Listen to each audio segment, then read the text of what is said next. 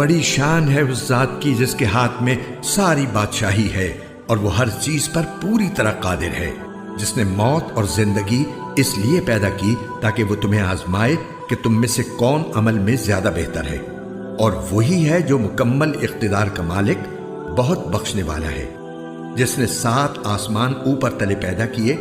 تم خدائے رحمان کی تخلیق میں کوئی فرق نہیں پاؤ گے۔ اب پھر سے نظر دوڑا کر دیکھو، کیا تمہیں کوئی رخنہ نظر آتا ہے؟